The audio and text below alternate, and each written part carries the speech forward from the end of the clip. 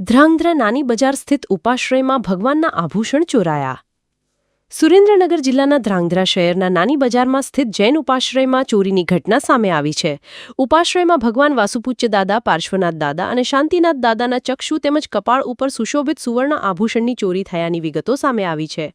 હાલ પોલીસ ઘટના સ્થળે પહોંચી તપાસ કરી રહી છે. ધ્રાંગધ્રાના વાણિયા શેરીમાં સ્થિત પૌરાણિક અજિતનાથ દેરાસરમાં નવનિર્માણનું કામ ચાલુ હોવાથી દેરાસરના વાસુપૂજ્ય દાદા, શાંતિનાથ દાદા અને પાર્શ્વનાથ દાદાના દર્શનાર્થીઓના દર્શન એવં સેવા પૂજા માટે નાની બજાર સ્થિત ઉપાશ્રયમાં બિરાજમાન કરવામાં આવ્યા છે.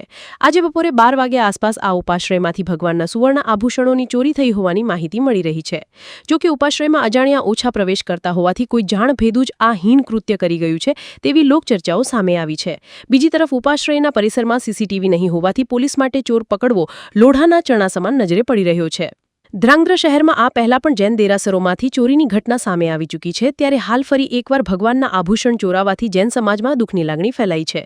જોકે ધ્રાંગધ્રા સિટી પોલીસ સમગ્ર ઘટનાની ઝીણવટ સાથે તપાસ કરી રહી છે, પણ સીસીટીવી નહીં હોવાથી પોલીસ પણ મુશ્કેલીઓનો સામનો કરી રહી છે. રિપોર્ટ હિતેશ રાજપરા, ધ્રાંગધ્રા, સુરેન્દ્રનગર.